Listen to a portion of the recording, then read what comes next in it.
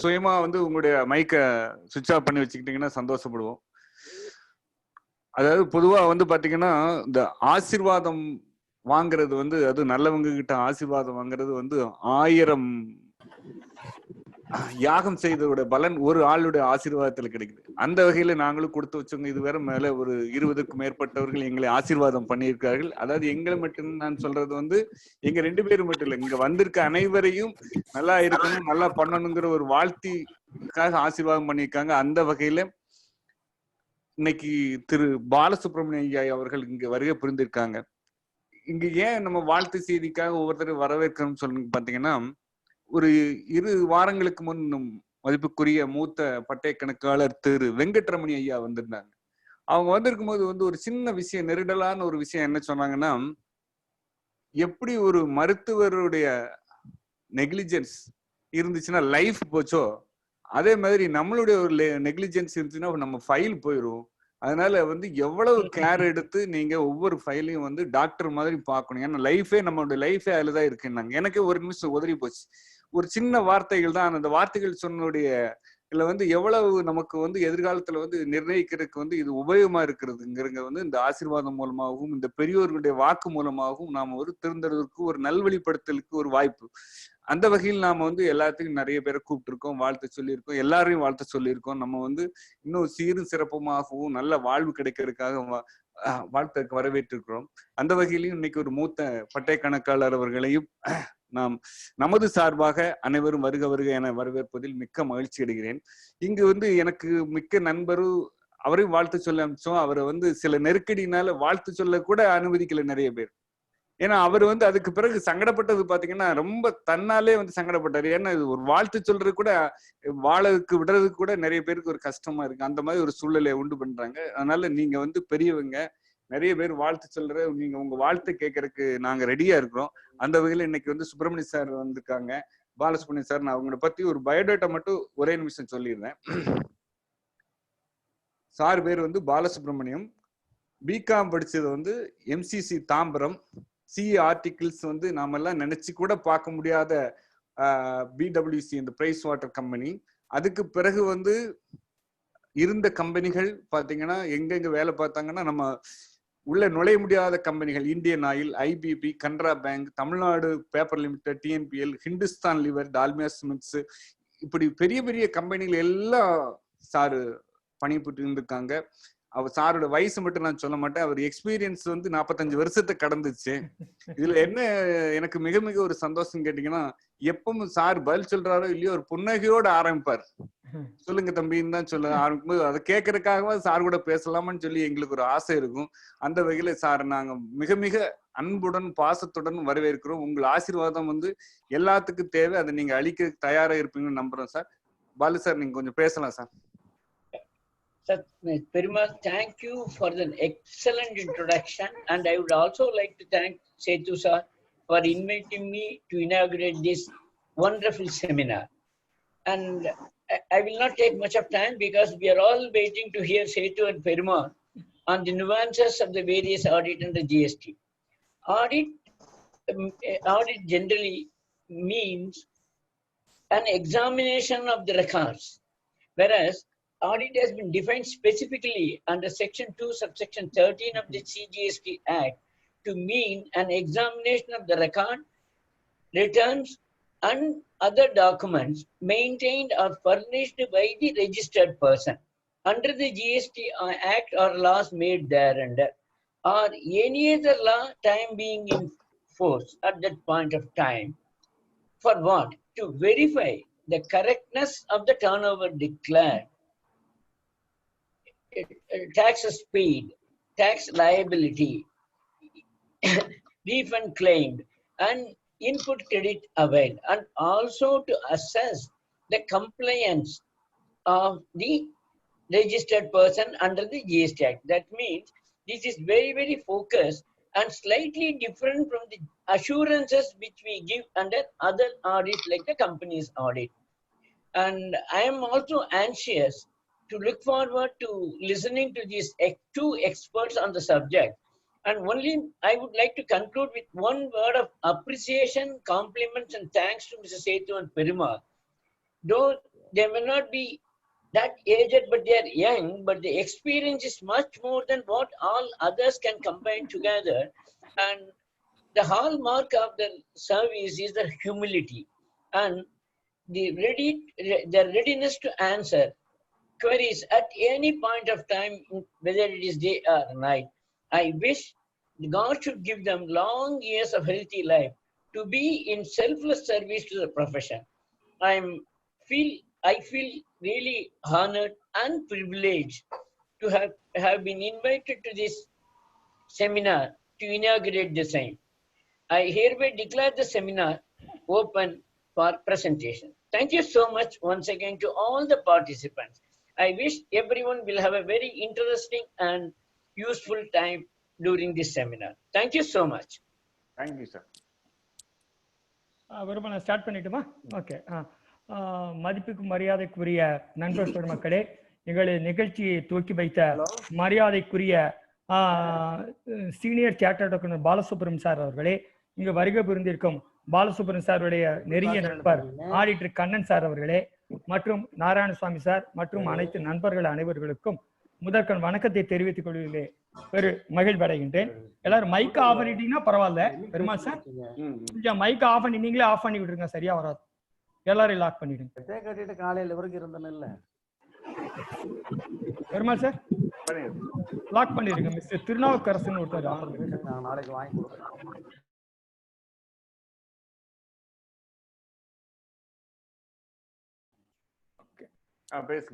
Okay. இப்போ என்னுடைய இதை வந்து சார் டெஃபினிஷனை சாரே படிச்சுட்டாரு. பட் சாரு படித்தாலும் பட் நான் கொஞ்சம் வித்தியாசமாக இன்ட்ரோட் பண்ணுறேன். Examination of records, returns and other documents. Other டாக்குமெண்ட்ஸ்னா என்ன? புக்ஸ் ஆஃப் அக்கௌண்ட்ஸ், டாக்குமெண்ட்ஸ் என்னென்ன டாக்குமெண்ட்ஸ் டீலர் மெயின்டைன் பண்ணுறாரோ or furnished by the registered person. Registered person மட்டும்தான் ஆடிட் பண்ண முடியும். அப்போ அன்ரிஜிஸ்டர்ட் பர்சனும் ஆடிட் பண்ண முடியாது. ஒரு பாயிண்ட். ரிஜிஸ்டர்ட் பர்சன் ஒரு வார்த்தை வந்துருச்சு.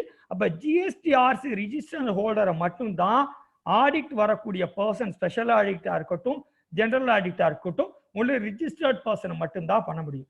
இதோட பெரிய ஆபத்து இதுல என்ன இருக்குன்னா, பட் ஒரு சிஏ இன்ஸ்டியூட் ஐஸ்டிபிள் இன்ஸ்டியூட் இந்த ஒரு டெஃபனிஷனே நம்ம ஒன் டே பேசலாம். அவ்வளவு கண்ணன் சார் பாலசுப்ரமணியன் சார்லாம் இருந்தாங்கன்னா இந்த ஒரு டெஃபனிஷனே டிபேட் ஒன் டே ஃபுல்லா பார்க்கலாம்.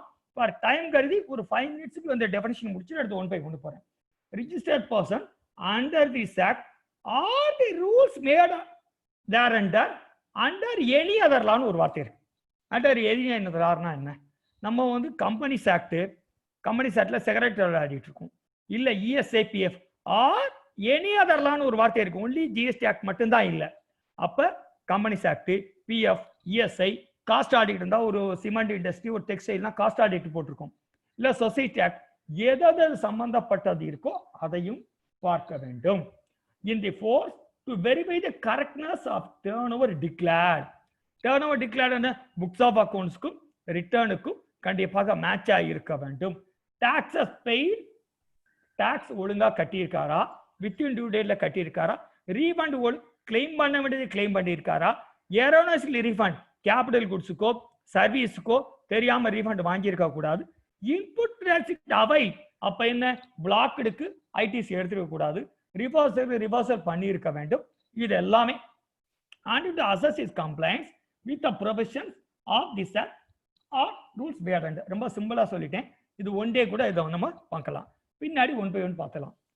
ஜிஎஸ்டி ஆடிட்டர் நம்ம வந்து 4 பிரிவா பிரிக்கலாம்.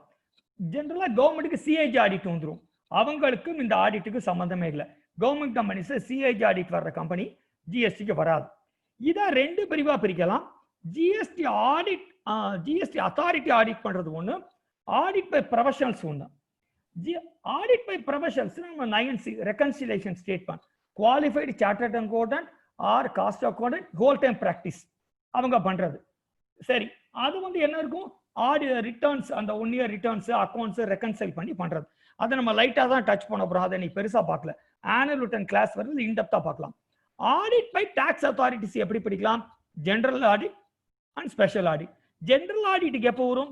ஆர்டர் பை கமிஷனர் பண்ணாதான் வரும். ஆல்ரெடி பார்த்தீங்கன்னா எக்ஸைட்ல ஒரு ஃப்ரீக்வென்ட் பீரியட்ல வரும், 2 years once 3 years once depend on the turn over வரும். இல்ல வேட்ல பாத்தீங்கன்னா வேட் ஆடிட் போடுவாங்க. அப்ப நம்ம சூப்பரண்டன்ட் சேல் டாக்ஸ் ஆஃபீஸர் நம்ம பிரிமிசிஸ்ல வந்து உட்கார்ந்து பண்ணுவாங்க. Special audit ordered by deputy commissioner assistant commissioner with previous approval of the commissioner. இதுதான் அதனுடைய பிரியாம்பிள். உள்ள ஒன் பை ஒன்னா போகலாம். உங்க டவுட்ஸை நோட் பண்ணி வச்சுக்கோங்க. நடுவில் மைக் ஆன் பண்ணா டிஸ்டர்பா இருக்கும். கடைசியாக ஒரு 10 நிமிடம் தரப்படும். இதை ரெண்டா பிரிக்கிறேன். காலம் பெர்ஃபார்ம்டு பை வென் இனிஷியேட்டர் பிரிக்கிறேன். Turn over based audit chartered accountant or cost account appoint by the tax பேயரே அப்பாயிண்ட் பண்றாரு. இந்த ப்ரொஃபஷனல்ல 9th reconciliation statement appointed by tax யார் அப்பாயிண்ட் பண்றா? அந்த டாக்ஸ் பேயர் யார் அந்த வரியை கட்டுறாரோ அவர் தான் அப்பாயிண்ட் பண்றாரு. இதை வந்து ஒரு கமிஷனரும் அசிஸ்டன்ட் கமிஷனர் அப்பாயிண்ட் பண்ணல. வென் இனிஷியேட்டர் இந்த டர்ன் ஓவர் எக்ஸீட் 2 crore நான் ஜெனரலா போட்டிருக்கேன். 18-19 மட்டும் 5 crore. இது if the turnover exceed 2 crore by the taxpayer has to get its accounts and records auditor. அது எப்போ? அது வந்து ஜெனரலா ப்ரொவிஷன்ல இருக்கு. இந்த 18-19 மட்டும் 5 crore due to COVID-19 ஒரு நோட்டிபிகேஷன் கொடுத்திருக்காங்க காமன். சரி, அடுத்து நார்மல் ஆடிட் ஜெனரல் ஆடிட். இது யார் பெர்ஃபார்ம் பண்றது? Commissioner of CGST SGST. எப்படி சார் சிஜிஎஸ்டி ஹெச்ஜிஎஸ்டி நம்மளுடைய ஃபைல் யாருக்கு அலாட் ஆயிருக்கோ சிஜிஎஸ்டி அலாயிருந்தா சென்ட்ரல் கமிஷனர், ஹெச்ஜிஎஸ்டி அலாயிருந்தா SGST commissioner or any officer authorized by him. அதை இனிஷியேட் பண்றது யாது? On the order of commissioner by giving 15 days prior notice. இப்ப நிறைய வந்துருச்சு. எனக்கே ஒரு 7-8 என்கொயரி வந்தது. 15 days நோட்டீஸ் வந்தாச்சு நிறைய பேர். சரி, ஸ்பெஷல் ஆடிட் அதை பெர்ஃபார்ம் பண்றது யாரு? Chartered accountant or cost account in whole time practice nominated by the commissioner. Commissioner தான் நாமினேட் பண்ணுவாரு. டிபார்ட்மெண்ட் கிடையாது, கமிஷனர். கமிஷனருக்கு தான் பவர், டிபார்ட்மெண்ட் கிடையவே கிடையாது. இது வந்து பாத்தீங்கன்னா ஆல்ரெடி பாத்தீங்கன்னா நம்ம ஜிஎஸ்டிபி எக்ஸாம் கொஸ்டின்ல அது வந்துருது. Nominate by commissioner, nominate department எல்லாம் டிக்கெட்ஸ்டாங்க. Provisional nominated by commissioner. அந்த ரெமுனரேஷனை ஃபிக்ஸ் பண்றது கமிஷனர் தான். கமிஷன் நான் ரெமுனரேஷன் கொடுக்கிற கமிஷனர் கையில இருந்து கொடுக்க போறது இல்ல, டிபார்ட்மெண்ட்ல இருந்து கொடுப்பாரு. அந்த பவர் கமிஷனருக்கு மட்டும்தான் இருக்கு. யார் இனிஷியேட் பண்றது? an order of deputy commissioner or assistant commissioner with prior approval of the commissioner. சரியா? இதுல டவுட் நிறைய வரும், நோட் பண்ணி வச்சுங்க. நான் அந்த நம்ம இதை வந்து அந்த 9C இந்த ஒரு ஸ்லைடோட முடிச்சாரு. இந்த போல ஏன்னா நான் ஸ்பெஷல் ஆடிட் ஜெனரல் ஆடிட்லயே நான் 1 hourல எவ்வளவு ப்ரெஷர் பண்ணணுமோ பண்ணி போயிடுறேன். இந்த ரிவ்யூ கமெண்ட்ஸ் பை ஜிஎஸ்டி ஆடிட்ல இல்ல கொஞ்சம் எனக்கு டிஃபரன்ஸ் ஒப்பீனியன். இதுல என்ன சொல்றாங்க? அந்த 9th ரெகன்சில் பண்ற ஆடிட் இதெல்லாம் குவாலிஃபை பண்ணணுங்கிறாங்க.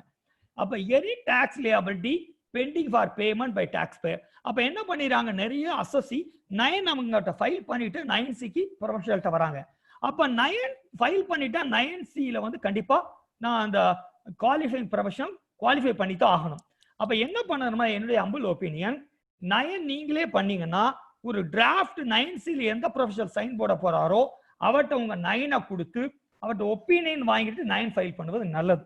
நீங்க 9 ஃபைல் பண்ணிட்டு போனீங்கன்னா அந்த 9C சைன் பண்ணக்கூடிய ப்ரொஃபஷனல் ஹெல்ப் பண்ண நினைச்சால் பண்ண முடியாது. இன்னும் 9 ஆன்லைன்ல டிரான்ஸ்பரண்டா ஃபைல் ஆயிடுச்சு. ஸோ 9C யார் சைன் பண்ண போறாரோ அவர்கிட்ட நீங்க ஒரு ஒப்பீனியன் கார்டு அட்வைஸ் வாங்கிட்டு 9 ஃபைல் பண்ணுங்க. 9 கிளிக் பண்ணியாச்சுன்னா 9C சைன் போடுறவர் ஒண்ணுமே பண்ண முடியாது. அதே மாதிரி பாத்தீங்கன்னா அவர் 9Cல கண்டிப்பா குவாலிஃபை பண்ண வேண்டியது கண்டிப்பா குவாலிஃபை பண்ண வேண்டும். என்னுடைய ஹம்பிள் ஒப்பீனியன். என்னதான் அசசி ப்ரெஷர் பண்றாலும் அந்த டாக்ஸ் கன்சல்டன்டோ அக்கௌண்டோ பண்ணாலும் இப்போ அந்த அசஸ்மெண்ட் பண்ணக்கூடிய ஆபீசருக்கு உள்ள பவரை நமக்கு CA ICW whole time practice கொடுத்தாச்சு. நாளைக்கு ப்ராப்ளம் வந்துச்சுன்னா அந்த சைன் போட்ட 9Cல சைன் போட்ட சிஐசிடபிள்யூ கண்டிப்பாக ஆபீசர் கூப்பிட்டு கேட்பார். நான் அவர் வந்து இப்போ நம்ம பால் சாரோ கண்ணன் சாரோ அவங்களுடைய அசிஸ்டன்ட் பண்றதை வச்சு பண்ணிட்டாலும் கண்டிப்பா இவங்களும் லயபிளுடைய ஹம்பிள் ஒப்பீனியன். நாளைக்கு ஏதோ ஸ்க்ரூட்னி செலக்ட் ஆச்சுன்னா ப்ராப்பர் ஆபீசர் அந்த சைன் போட்டவரையும் கண்டிப்பாக கேள்வி கேட்பார். அவர் வந்து சார் எங்க ஆபீஸ் ரமேஷ் பாத்துறார், எங்க ஆபீஸ் கண்ணன் சார் ஆபீஸ்ல ரமேஷ் பாத்துறார் சைன் போட்டாலும் அந்த liability Kannan sir digital sign use பண்ணப்பட்டிருக்கிறது. சோ இவரையும் நாளைக்கு கேட்கும் போது ஏன்னா அசஸ்மெண்ட் பண்ற entire power CICW whole time practice கொடுத்தாச்சு. சோ கண்டிப்பாக டிபார்ட்மெண்ட் ப்ரொஃபஷனல் ஏன்னா நமக்கு இன்ஸ்டியூட்ல நிறைய கைட்லைன்ஸ் இருக்கு. நாளைக்கு ப்ராப்ளம் வந்துச்சுன்னா நம்மளுடைய மெம்பர்ஷிப்புக்கு ஹோல் டைம் பிராக்டிஸுக்கு ப்ராப்ளம் வரும். என்னுடைய ஹம்பிள் தாழ்மையான வேண்டுகோள். அங்க அப்சர்வேஷன் எதை இருந்தாலும் பாவம் புண்ணியம் பார்க்காமல் குவாலிஃபிகேஷன் அப்சர்வ் பண்ணிவிட வேண்டும். அவங்க வந்து நீங்க இவ்வளவு கட்டணும்னா ரெக்கமெண்ட் பண்ணிருங்க whether the assessor is paying or not. அவர் நீங்க ரெக்கமெண்ட் பண்ணி குவாலிஃபை பண்ணிருக்க, பே பண்றது பண்ணாத அவர் பிரிக்கும். அவர் பே பண்ணாம கூட 9C ஃபைல் பண்ணிடலாம் DRC 03ல. நாளைக்கு அசஸ்மெண்ட் போயில ஆபீசர் கேட்பாரு ஏன் பே பண்ணுங்க, அவங்க 2 பேரும் சண்டை போட்டுக்குவாங்க. நீங்க குவாலிஃபை பண்ணிட்டீங்க, நம்ம ப்ரொஃபஷனல் தப்பிச்சுட்டுலாம். குவாலிஃபை பண்ணிட்டு ரெக்கமெண்ட் பண்ணிட்டு DRC அவர் பே பண்ண நான் என்ன பண்றேன். ஓகே, இதை இதுக்கு மேல பார்க்கலாம். 9C அதே 2 days பார்க்கலாம். அடுத்து நான் உள்ள டைப்ஸ் ஆஃப் ஆடிட்டுக்கு வரேன். டைப்ஸ் ஆஃப் ஆடிட் GST ஆக்ட்ல 2 டைப்ஸ் ஆஃப் படிக்கலாம் sir. Audit under 65 and audit under 66 2 செக்ஷன்ல கவர் ஆகும். சரி, நான் முதல்ல 65 ஜெனரல் ஆடிட்ட ஒரு ஃப்ளோ சார்ட் மாதிரி போட்டிருக்கேன். இதுல ஈஸியா புரிஞ்சிடும். இதை வந்து audit by CR cost account and whole time practice applicable section 35 subsection 5 of the CGST Act with read with rule 80 class 3 of CGST 2017. இதுக்கு turnover about 2 crore, அது aggregate turnover, அது எல்லாம் உங்களுக்கு தெரியும். taxable supplies, exempt, export, interstate, intrastate எதா இருந்தாலும் இதுல எதால கூட்டக்கூடாது, RCM கூட்டக்கூடாது, அதே மாதிரி central tax, state tax, UGST, IGST கூட்டக்கூடாது. இது சின்ன நம்ம இது 2 தான் மெயினா பார்க்க போறோம். இந்த 65 read with rule 101 CG Act rule 2017. இந்த ஆடிட்டர் வந்து கமிஷனரோ ஆர் ஆபீசரோ ஆத்தரைஸ் பண்ணணும். Can be issuing by special or general order, எதை வேணாலும் செலக்ட் பண்ணலாம். இதுக்கு ADT 1ல பிஃபோர் 15 டேஸ்க்கு முன்னால இன்டிமேட் கொடுக்கணும். இதுல இன்னொரு பிளஸ் என்னன்னா, பழைய எக்ஸைஸ் ஆக்ட் பிரிமிசஸ்ல தான் பண்ணிட்டு இருக்கு. இங்க அப்படி இல்லை, பிசினஸ் பிரிமிசஸ்லயும் பண்ணலாம், ஆபீசர் இங்க கொண்டு வர சொல்லி வேணாலும் பண்ணலாம். ஆனா வித்தின் 30 டேஸ்க்கு ADT 2 கொடுத்துடணும். இது நம்ம இன்டெப்தா உள்ள பார்க்கலாம். அடுத்து ஸ்பெஷல் ஆடிட்டுக்கு section 66 of CGST Act with read with rule 102 CGST 2017. இதை பொறுத்தவரை என்னன்னா, பிலோ தி ரேங்க் அசிஸ்டன்ட் கமிஷனரோ அவருக்கு மேல உள்ளவரோ ரெக்கமெண்ட் பண்ணி கமிஷனர் அப்ரூவல் வாங்கி கொடுக்கணும். இது ஜெனரலா எதுக்கு வரும்? Value not correctly disclose. நம்ம ஒரு பொருள் 8 ரூபாய்க்கு விற்கிறோம், நம்ம காம்படிட்டிவ் 12 ரூபாய்க்கு விற்கிறார், சேம் குவாலிட்டி. அப்ப value not correctly disclose. Credit not within normal limit. நம்ம கிரெடிட் கேரி ஃபார்வர்டே வருது, கேஷ் லெட்ஜர்ல பணமே கட்டல, நமக்கு டேர்ன் ஓவர் 5 கோடி, காம்படிட்டிவ்க்கு டேர்ன் ஓவர் 5 கோடி, அவர் மாசம் ஒரு 20 லட்சம் கட்டுறாரு. அப்ப நம்ம பில் ட்ரேடிங் பண்றோம், இல்ல பர்ச்சேஸ் வித்துல வாங்கிட்டு சேல்ஸ் வித் அவுட்ல பண்றோம். அந்த மாதிரி இருந்தாலும் ஸ்பெஷல் ஆடிட் போடலாம். இது to be completed 90 days, extension 90 days, sufficient cost. இதை உள்ள உண்டப்தா உள்ள ஒன்னொன்னா பார்க்கலாம். உங்க டவுட் இருந்தா சாட் பாக்ஸ்ல போட்டுருங்க, பெருமாள் சார் சேவ் பண்ணிக்குவாரு. ஏன்னா இது எனக்கு 1 hour இதுல டைம் சரியா போயிடும், நான் ரஷ் பண்ணி தான் பாருங்க, வேற வழி இல்லை. இதை போகும்போது செக்ஷன் 65 சப்செக்ஷன் 1 ஃபுல்லா பார்க்க போறோம்.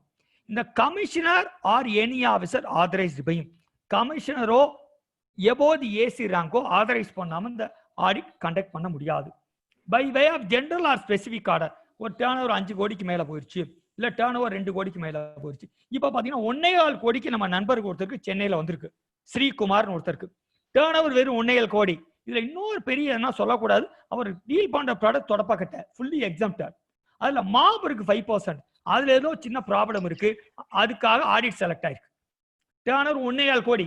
அதுக்கு என்ன ப்ராப்ளம்னா, 2 central election superintendent, 2 central elected inspector, 4 பேர் நாமினேட் பண்ணிருக்காங்க 1.25 கோடி டேர்ன் ஓவருக்கு, 5 நாள் போட்டிருக்காங்க ஆடிட். அப்ப யோசிச்சு பாத்துக்கோங்க. அவங்க அதுல கேட்டிருக்க டீடைல் பாத்தீங்கன்னா மயக்க வர்ற மாதிரி இருக்கு. மேபி என்னுடைய தப்பு, அவங்க 9 ஃபைல் பண்ண தப்பு இருக்கும், அதனால செலக்ட் ஆயிருக்குன்னா 9 பேஸ் பண்ணி தான் சார் ஆடிட் ஃபுல்லா செலக்ட் ஆகுது. 9C ரெக்கன்சிலியேஷன் அதுல எந்த ப்ராப்ளம் கிடையாது. நான் அதுக்கு தான் 9 ஃபைனலா கிளிக் பண்ண முன்னாடி சொல்லுவேன், உங்க குலதெய்வம் இஷ்டதெய்வம் வேண்டிக்கிட்டு 9 கிளிக் பண்ணுங்க. தப்பாயிருச்சுன்னா உள்ள ரெக்கார்டு போயிடும், டிரான்ஸ்பரண்ட், யார் ஹெல்ப் பண்ண நினைச்சாலும் பண்ண முடியாது. ஸோ அது என்ன ஆயிரும்னா, ஆடிட் ஜெனரலா செலக்ட் ஆகுது, RCM கரெக்டா பண்றது இல்லை. அதே மாதிரி டாக்ஸ் ஆடிட் ஃபைலுக்கு என்ன பண்ணிடுவாங்க, ஆடிட் திட்டுவாங்கட்டு ஒரே இதுல போட்டுட்டு பிரிச்சு போடாம பண்ணிடுவாங்க. அப்புறம் அந்த 5000 நோட்டிபிகேஷன் வந்தது RCMக்கு, அதான் முதல் 4 மாசம் தான் இருந்தது. இப்போ ஆடிட்ல புக்ஸ் ஆஃப் அக்கௌண்ட்ஸ் அதை பூரா எடுத்து அதை பூரா டிசால்வ் பண்ணி கட்ட சொல்லிடுவாங்க. அது முக்கியம். அதே மாதிரி பாத்தீங்கன்னா ஃப்ரீக்வன்சி மேனர், அதாவது 2 years 5 yearsக்குள்ள செலக்ட் ஆகலாம். பீரியட் ஆடிட் வந்து உங்களுக்கு செக்ஷன் 65 சப்செக்ஷன் 1 இல்லைன்னா இதுல இன்னொன்னு என்ன, ஒரு ஃபினான்ஷியல் இயர் வேணாலும் ஆடிட் பண்ணலாம், இல்ல மல்டிபிள் ஃபினான்ஷியல் இயர் வேணாலும் பண்ணலாம். 17, 18 19, 20, 20 இன்னைக்கு வரை நாள் கேட்கறதுக்கு பவர் இருக்கு. அவருக்கு 17, 10 இன்னைக்கு வரை கேட்டிருக்காங்க. ஃபுல்லா 4 வருஷம் பார்க்க போறாங்க. இதுல ட்ரான் ஒன் எல்லாம் எடுப்பாங்க. கேரி ஃபார்வர்டு எடுத்த கரெக்டா, அந்த கேரி ஃபார்வர்டு இருக்கா, ஸ்டாக் எடுத்தா ஸ்டாக் இன் ஹெல்த் கரெக்டா இருக்கா, எல்லாம் இன்டெப்தா பார்ப்பாங்க. சரி, ஆடிட் ஆபீசர் என்னன்னா ஒன்ஸ் ரிசீவ் பண்ணிட்டாரு ஆதரைசேஷன் அப்படின்னா 15 நாளைக்கு. இதுல இன்னொன்று முக்கியம் என்ன இருக்குன்னா 15 ஒர்க்கிங் டேஸ் இருக்கு. அப்ப சனி ஞாயிறு நம்ம அதே மாதிரி நம்ம அப்பீல் போற பாலசுப்ரமணியம் சார், கண்ணன் சார் மாதிரி ஆளுக்கு தெரியும் 15 ஒர்க்கிங் டேஸ் வார்த்தை இருக்கு. அப்ப நோட்டீஸ் 15 நாளைக்கு முன்னால வந்திருக்க வேண்டும். இதுல 15 ஒர்க்கிங் டேஸ் இருக்கு. அப்ப சாட்டர்டே சண்டேயே விட்டுவிட வேண்டும், கவர்மெண்ட் ஹாலிடேஸை விட்டுவிட வேண்டும். சரி, இப்ப கம்ப்ளைண்ட் நோட்டிபிகேஷன் 35, 55 வந்திருக்கு. அப்ப 55 வரும்போது டில் ஆகஸ்ட் வரை நோட்டீஸே கொடுக்க கூடாது. நோட்டீஸ் கொடுத்தால் செல்லாது. நோட்டிபிகேஷன் 35/20, நோட்டிபிகேஷன் 55/20ல நோட்டீஸே கொடுக்கூடாது இருக்காங்க. ஆனா நிறைய அவசியம் நோட்டீஸ் கொடுக்குறாங்க. நம்ம ரிப்ளை எழுதலாம். நோட்டீஸ் கொடுக்கூடாதுன்னு சொல்லுங்க. எப்படி நோட்டீஸ் கொடுத்துருக்கீங்க? டியூ டு COVID-19 ஆகஸ்ட் 20 வரை எந்த நோட்டீஸ் கொடுக்கூடாது. Notification 35/20 dated April 3/4/20. அடுத்து நோட்டிபிகேஷன் 55. நோட்டிபிகேஷன் 55ல ஆகஸ்ட் 31 வரை டேட் எக்ஸ்டெண்ட் பண்ணிருக்காங்க. நோட்டிபிகேஷன் 35/20ல ஜூன் வரை இருந்தது. சோ என்னை பொறுத்தவரை ஆகஸ்ட் 31 எந்த நோட்டீஸ் கொடுக்கக்கூடாது. சரியா? இந்த ஆடிட் ஆபீசர் 3 மாதத்துக்குள்ள ஆடிட்டை கம்ப்ளீட் பண்ண வேண்டும். கம்ப்ளீட் பண்ணி கம்யூனிகேட் பண்ண வேண்டும். செக்ஷன் 65 சப்செக்ஷன் 4ல. கமெண்ட்ஸ் ஆன் தி ஆடிட்னா என்ன? அந்த ரெக்கார்ட்ஸ் ஆடிட் ஆபீசர் என்னைக்கு ஆரம்பிக்கிறாரோ, இதுல இன்னொன்னு என்ன, பிசினஸ் பிளேஸ்ல வேணாலும் ஆடிட் பண்ணலாம், அவர் ஆபீஸுக்கு கொண்டு வர வேணாலும் பண்ணலாம். அது அவங்களுடைய. இதையே ஒரு சார்ட்டா போட்டிருக்கேன் இந்த ஆடிட் செக்ஷனையே. இதுல உங்களுக்கு நீங்க பார்க்க வேண்டிய section 65 of the central CGS Act 2017 read with rule 101 Central Goods and Services 2017. இது corresponding AGST section 65 of the AGST Act 17, section 20 of the IGST Act chapter 14ல வரும். 14 அதே மாதிரி UGSTR தான் section 21 chapter 15 of the UGST Act 2017. இதுல என்ன, இது authorise பண்றது commissioner or authorise officer தான் ஆதரைஸ் பண்ணணும். பை ஜெனரல் ஆர்டர், ஸ்பெசிபிக் ஆர்டர்ல வரலாம். Conduct in audit department office or place of business, எங்க வேணாலும் பண்ணலாம். Period of audit in a financial year or part of the financial year or multiple of the financial year or part of the multiple financial year, எதை வேணாலும் audit பண்ணலாம். Any registered person, இதான் முக்கியம். இதுல இன்னொன்னு என்னன்னா, ஆடிட் வர்ற officer சில ஸ்டாக்லாம் எடுக்கிறாங்க. அவங்க ஸ்டாக் எடுக்கலாம் பவரே கிடையாது. ஆடிட் வர்றவர் என்ன, அந்த நம்ம புக்ஸ் ஆஃப் அக்கவுண்ட்ஸ் ரிட்டர்ன் தான் ஆடிட் பண்ணவில்லை. இவர் இன்ஸ்பெக்ஷன் வரல, ப்ரிவென்டிவ் கிடையாது, இன்வெஸ்டிகேஷன் டீம் கிடையாது. ஸ்டாக் சில ப்ரொஃபஷனல்ஸ் டிஸ்டர்ப் பண்றாங்க. இதோட ஹம்பிள் ஒப்பீனியன், அவர் ரெய்டோ இன்ஸ்பெக்ஷனோ ப்ரிவென்டிவோ வரல. ஆடிட்னா என்ன, அவருக்கு ஸ்டாக் எடுக்கக்கூடிய பவர் கிடையாது. ரொம்ப பேர் அந்த வரக்கூடிய ஆபீசர் மிஸ்யூஸ் பண்ணி சில த்ரெட்டன் பண்றாங்க. எனக்கு காது கெட்டுனுச்சு. நீங்க அவர் அந்த மாதிரி எடுத்தால் நீங்க கண்டிப்பா ஆர்கியூ பண்ணலாம். ஆடிட் ஆபீசர் பிளேஸ் ஆபீசர்ஸ்க்கு வந்தா நாங்க கொடுக்குற ஸ்டூல், நாங்க கொடுக்குற சேர்ல தான் உட்காரணும், அந்த ரூம் போட்டு வெளியே வரக்கூடாதுன்னு ஆர்கியூ பண்ணலாம். Humble opinion. சரி, observation of audit or discrepancy found during audit within 30 days. அவர் ப்ராப்பர் ஆபீசருக்கு இன்ஃபார்ம் பண்ணணும், அசஸுக்கு இன்ஃபார்ம் பண்ணணும். அசஸுக்கு இன்ஃபார்ம் பண்ணி ரிப்ளை வாங்கலாங்கிறாங்க. File reply to observation finding discrepancy, reply வாங்கி அப்புறம் தான் அவர் ஃபைண்டிங்கை ஃபைனலைஸ் பண்ணி ஆடிட் படி ADT 02ல போடணும். அசஸுக்கு ஆப்பர்ச்சுனிட்டி கொடுக்காம அவர் ஆடிட்டை ஃபைனலைஸ் பண்ணி ADT 1 ஆடிட் ரிப்போர்ட் ஃபைல் பண்ணக்கூடாது. அது கிளீனா சொல்லியிருக்காங்க. அது நேச்சுரல். அதே மாதிரி வித்தின் 3 monthsக்குள்ள அவர் கம்ப்ளீட் பண்ண முடியல அப்படின்னா 3 months எக்ஸ்டெண்ட் பண்ணுவார். கமிஷனருக்கு மட்டும் இருக்கு, வேற யாரும் கிடையாது. இதுல முக்கியம் என்ன ப்ராப்ளம் வரும்னா, ஆடிட்ல மாற்றுறது, அதாவது ரிவர்சல் கண்டிப்பா கொடுத்துருக்க மாட்டாங்க. ITC எடுக்கக்கூடாத கார் லாரிக்கு எடுத்து வச்சிருப்பாங்க. ரிவர்ஸ் சார்ஜ் மெக்கானிசம் கண்டிப்பா தப்பு பண்ணிருப்பாங்க. இதுலதான் ஆடிட். மிச்சத்தை பொறுத்தளவு இதுல பிளேஸ் ஆஃப் சப்ளைல கண்டிப்பா பண்ணிருப்பாங்க. என்ன தப்பு பண்ணிருப்பாங்கன்னு சொல்றேன். இப்ப நம்ம கிளைண்ட் கோயம்புத்தூர்ல இருக்காரு. அவரு நம்ம ஒரு ஹோட்டல் வச்சிருக்கோம். கர்நாடகால இருந்து ஒருத்தர் வராரு. அவருக்கு நம்ம என்ன போடணும், place of property located Tamil Nadu, CGST போடணும். அவர் ஒருவர் கிரெடிட் வேணுங்கிறதுக்கு ஐஜிஎஸ்டி போட்டு கொடுங்கன்னா கம்பல் பண்ணுவார். இங்க இருக்க ரிசப்ஷனிஸ்ட் ஐஜிஎஸ்டி போட்டு கொடுத்துருவார். ஆனா ரிட்டர்ன் ஃபைல் பண்ண வேண்டாம். பாலசுப்ரமணியன் சார் சொல்லுவாரு பிளேஸ் ஆஃப் சொல்லி தப்பு ஏன் போட்டான், அப்படி பண்ணக்கூடாது. ஐஜிஎஸ்டி சார்ஜ் பண்ணிட்டாரு. நம்ம டாக்ஸ் பேமெண்ட் செக்ஷன்ல 42ல பார்த்தா டாக்ஸ் சார்ஜ் வார்த்தை இருக்கு. அப்ப பாலசுப்ரமணியன் ரிட்டர்ன் ஃபைல் பண்ணல, ஐஜிஎஸ்டி போட்டு தான் ரிட்டர்ன் ஃபைல் பண்ண வேண்டும். ஏன்னா அவர் கலெக்ட் பண்ணிட்டாரு, டாக்ஸ் சார்ஜ் பண்ணிட்டாரு, அதை நம்ம மாற்றக்கூடாது. என்னோட ஹம்பிள் ஒப்பீனியன். செக்ஷன் 42ல போய் 49ல பாத்தீங்கன்னா பேமெண்ட் ஆஃப் டாக்ஸ்ல டாக்ஸ் சார்ஜ் இருந்தா இருக்கு. அப்ப ஐஜிஎஸ்டி போர்டு ரிட்டர்ன் ஃபைல் பண்ண வேண்டும்.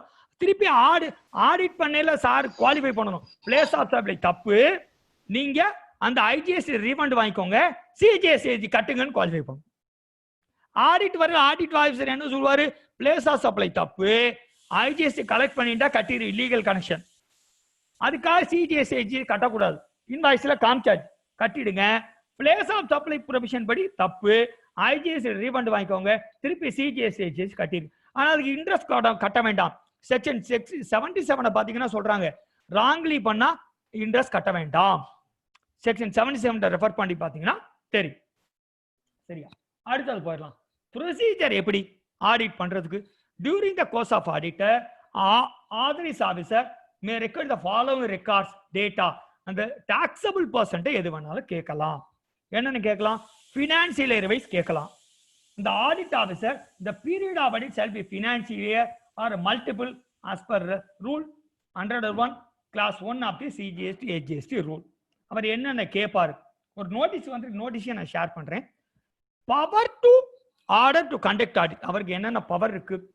சென்ட்ரல் அவர் சிஜிஎஸ்டில அவர் கேஸ் அலாட் ஆயிருந்தா சென்ட்ரல் ஜிஎஸ்டி அத்தாரிட்டி வருவாங்க. அவங்க என்ன வருவாங்க? சூப்பரண்டன்ட் வருவார். Superintendent of central tax has been designated as a proper officer. Superintendent தான் ப்ராப்பர் ஆஃபீஸர். அதுக்கு ரெஃபரல் நோட்டிபிகேஷன் பாத்தீங்கன்னா சிபிஎஸ்சி சர்க்குலர்ல சொல்லியிருக்காங்க. Circular 3/3/2017 dated 5/7/17. அங்க ப்ராப்பர் ஆஃபீஸர் என்று சொல்லக்கூடிய சூப்பரண்டன்ட். ஜெனரலா யாரு வராங்க? 2 சூப்பரண்ட் 2 இன்ஸ்பெக்டர் வராங்க ஆடிட்டுக்கு. சின்ன கம்பெனி. பெரிய கம்பெனியா இருந்தா 2 சூப்பரண்ட் 4 இன்ஸ்பெக்டர்ஸ் வராங்க. 6 பேர் வந்து உட்கார்ந்தா என்னன்னு தெரியும், என்னன்னு யோசிச்சு பாத்துக்கோங்க. சரி, ஸ்டேட்ல ரிஜிஸ்டர் ஆயிருந்தா அசிஸ்டன்ட் கமிஷனர் தான் proper officer. C2O is not a proper officer. Section 65 subsection 7ல பாத்தீங்கன்னா ஸ்டேட் பொறுத்தவரை commercial tax officer not a proper officer sir. Assistant commissioner deputy commissioner state தான். CTO ப்ராப்பர் ஆஃபீஸர் வந்தா சார் நீங்க proper officer இல்லைன்னு நம்ம argue பண்ணலாம். அவங்க என்னென்ன பார்ப்பாங்க? Verification of the records, audit team and audit notes. The proper officer authorized to conduct the records and books of account of the registered person.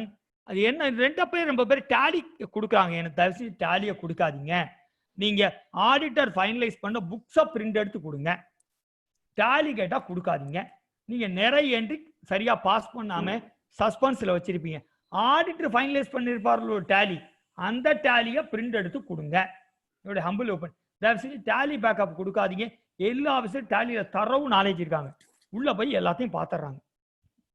Print பண்ணக்கூடிய புக்கை கொடுங்க. ஒரு ஆடிட்டர் உங்க ஃபைனலைஸ் பண்ணிட்டு புக்கை பிரிண்ட் எடுத்து வைங்க. அது கண்ணன் சார் பாலுசம் வரை சீனியர்ஸ் தான் புக்கை பிரிண்ட் எடுத்து சொல்லி கம்பல் பண்ணுவாங்க. மற்ற ஆடிட்டர்ஸ் கம்பல் பண்றது இல்லை. ஹம்பிள் ஒப்பீனியன், கம்பல் பண்ணுங்க. புக்கை பிரிண்ட் எடுத்து வச்சுக்கோங்க. சரி, shall with assistant with team of officers. அப்ப டீம் ஆஃப் ஆஃபீஸர் என்ன? ஒரு அவங்க சிடிஓ டிசிடிஓ ஆங்கிள் இல்ல இன்ஸ்பெக்டர் ஆங்கிள் கூட்டிட்டு வருவாங்க. Verify the document and statement furnished under the act and rule made the check the correctness of the following. என்னென்ன check பண்ண போறாங்கன்னு பார்க்கலாம். இந்த டேர்ன் ஓவரை செக் பண்ண போறாங்க. டேர்ன் ஓவர் ஃபினான்ஷியல் ரிப்போர்ட்டுக்கு டேலி ஆகணும். காஸ்ட் ஆடிட் ரிப்போர்ட், செரட் ஆடிட் ரிப்போர்ட், வேற எந்தெந்த ரிப்போர்ட்டுக்கு எல்லாத்துக்கும் டேர்ன் ஓவர் மேட்ச் ஆகணும். டேர்ன் ஓவர் மேட்ச் ஆகல முடிஞ்சது. அது எக்ஸாம்ஷன் டிடக்ஷன்ஸ் கிளைம்.